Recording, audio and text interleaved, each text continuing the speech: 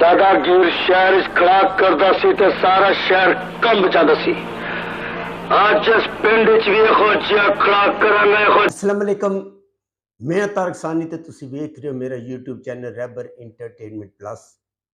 सुल्तान राय दी film दादागीर लैके तुहाडी खिदमत विच हाज़र हो रहे हैं।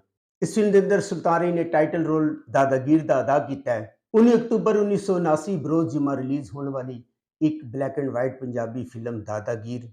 इस फिल्म का कारण सुल्तान राय सुल्तान राय ने इस फिल्म के अंदर दादागीर का किरदार अदा किया है और उसका नाम असगर उर्फ अच्छू होता है। नजमा ने इस फिल्म के अंदर रानी का किरदार अदा किया है और नजमा का जिहड़ा किरदार सी वो प्रति का किरदार है। उसका कोई खास काम नहीं है। एक दो गाने जिस तरह पंजाबी फिल्मों हीरोइना के होंगे। खानम खुदा ना करे उनको जो है उन्हें जिंदा रहना। खानम ने भी इस फिल्म के अंदर नजमा का किरदार अदा किया है और उसका भी कोई खास काम नहीं है। वो साकी दी धी होंदी है और उसके भी दो चार गाने कोई खास काम नहीं है। इकबाल हसन इकबाल हसन ने इस फिल्म के अंदर अकबर का किरदार अदा किया है जिहड़ा कि सुल्तान राय का मतरेया वीर होंदा है और इकबाल हसन भी जिहड़ा करैक्टर है वो भर्ती का वे। इकबाल हसन का भी कोई खास काम नहीं है। एक कानून की तहरीर तक लेके जावांगा ते कुत्ते की तरह कानून अफजाल अहमद जे मेरे गुनाह का सबूत न विखा सके मौली साहब।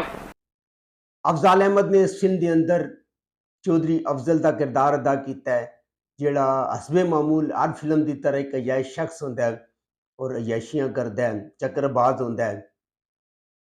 नगमा इस दुनिया च जिउंदा ही मर जाता है। नगमा ने इस फिल्म के अंदर सुल्तान राय की मां का किरदार अदा किया है। नगमा ने इस फिल्म के अंदर रूटीन तो हट के बड़ा ही जबरदस्त और बड़ा ही अच्छा काम किया है। हालांकि उस वक्त नगमा की एज इन्नी भी नहीं सी कि वो ओल्ड करैक्टर अदा कर दी, पर नगमा ने इस फिल्म सुल्तान राय की मां का किरदार बड़े अच्छे तरीके और बड़ा ही अच्छा काम नगमा ने किया है और रूटीन तो अपने काम तो हट के बड़ा ही बेहतरीन और बड़ा ही जबरदस्त काम किया है।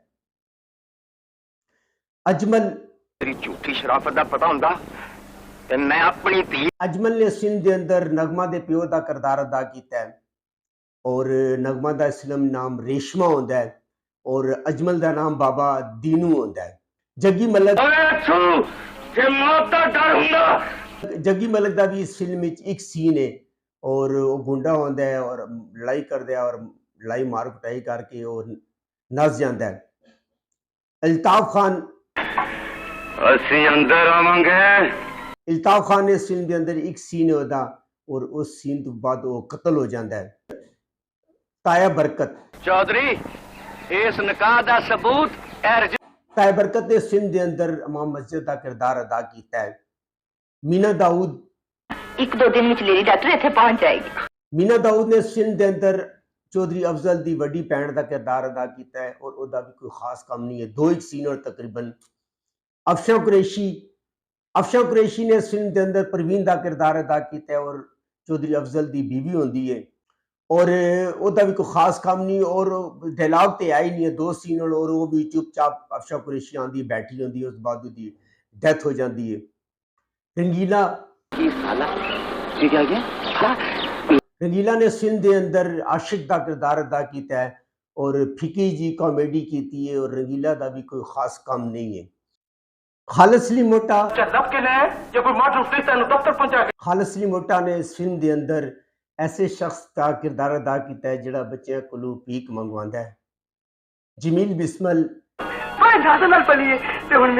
जमील बिस्मल का एक आध सीन और कोई खास काम नहीं। आबद खान आबद खान ने इस फिल्म के अंदर सुल्तान राय के दोस्त का किरदार अदा किया है और ये आबद खान है जिहड़ा कि बाद दी स्टेज ते बहुत छाया रहा और बहुत अरसा उस स्टेज ते काम करता रहा।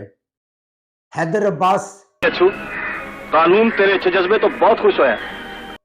हैदर अब्बास ने इस फिल्म के अंदर जेलर का किरदार अदा किया है और उसकी एक एंट्री है।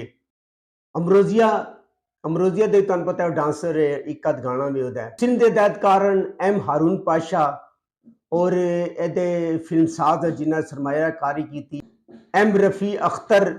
ਇਸ ਫਿਲਮ ਨੇ ਲਿਖਿਆ ਹੈ ਮੁਖਤਾਰ ਗਿਲਾਨੀ ਨੇ, ਇਹਦਾ ਮਿਊਜ਼ਿਕ ਦਿੱਤਾ ਹੈ ਬਖਸ਼ੀ ਵਜ਼ੀਰ ਤੇ ਤਾਫੂ ਨੇ। ਇਹਦੇ ਸ਼ਾਇਰਨ ਹਜ਼ੀਂ ਕਾਦਰੀ, ਵਾਰਿਸ ਲੁਧਿਆਨਵੀ, ख्वाजा परवेज, कैमरामैन बिशारत अली, गुलकारा नूर जहान, रूना लैला, नाइद अख्तर, तरन्नुम नाज, नादरा इकबाल ते अजरा इकबाल। जैसे कि मैं तुहानू पहले दस्सिया है कि यह फिल्म इहदी कहानी को खास कहानी नहीं है, एक रूटीन की कहानी है। जिहड़ा उस तरह तुहानू पता है उस दौर ही गुंडे बदमाशां दियां कहानियां बन रहे सन, उस तरह का ही मौजू है। और इस फिल्म के अंदर सब तो बेहतरीन जिसने काम किया है वो नगमा ने। नगमा ने सुल्तान राय दी मां का रोल किया है और नगमा का नाम रेशमा होंदा है। और रेशमा ते चौधरी अफजाल अहमद छुप के शादी करते हैं ते रेशमा का जिहड़ा पिया दीनू होंदा है उसनूं शादी का इलम होंदा है। खैर जिहड़ा अफजाल अहमद है वो चक्कर दे के शहर वापस आ जाता है। नगमा उहदे बच्चे की मां बनने वाली होंदी है और जदों शहर च बाबा दीना आंदा है उहदा पता करता है तो अफजाल अहमद अगे यशियां कर रहा होंदा है। और बाबा दीनू जिहड़ा होंदा है वो अफजाल अहमद नूं बेइज्जत करता है। पंचायत इकट्ठी होंदी है क्योंकि अफजाल अहमद जिहड़ा होंदा है वो एक पिंड का चौधरी भी होंदा है। और चौधरी जिहड़ा होंदा है वो बाबे दीनू नूं कहंदा कि तू अगर मैं तेरी धी नाल शादी कीती है दा सबूत पेश कर। वो सबूत पेश करता है लेकिन निकाहनामा जिहड़ा होंदा है वो पहले ही उन्होंने गायब कर दिता होंदा है। इस तरह करके बाबा दीना जिहड़ा ना सदमे जिहड़ा ना मर जाता है। और नगमा जिहड़ी होंदी है वो शहर आ जाती है। शहर उसकी मुलाकात गरींगो दे नाल होंदी है।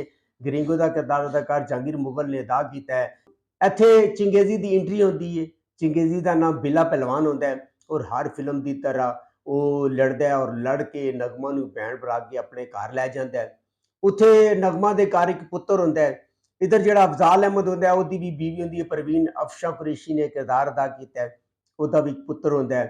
इधर जिहड़ा पुत्र नगमा होंदा है उसदा नाम असगर होंदा है और जिहड़ा अफजाल अहमद के घर उत्थे पिंड च पैदा होंदा है वो अकबर होंदा है। अकबर का किरदार अदा कर इकबाल हसन और असगर का किरदार अदाकार सुल्तान राय ने अदा किया है। और नजमा ने इस फिल्म के अंदर रानी का किरदार अदा किया है, उसका भी कोई खास काम नहीं। और नाज़रीन यह फिल्म यूट्यूब पर मौजूद है। अगर तुसी कत्लो गारत और लड़ाई मार कुटाई दी फिल्मां वेखना चाहते हो तो यह तुहाडे वास्ते फिल्म बेहतरीन है। चांदे गाने देख दो गाने बहुत ही अच्छे हैं। गाने में अच्छा फिल्मांत किया गया है, इसके अलावा कहानी को खास नहीं है। फिल्म यूट्यूब पर मौजूद है, तुसी जाके वेख सकते हो। अगर तुहानू मेरी मालूमात अच्छी लगी हो मेरे चैनल को लाइक करो, सब्सक्राइब करो, शेयर करो। तो नैक्सट वीडियो तक रब रखा।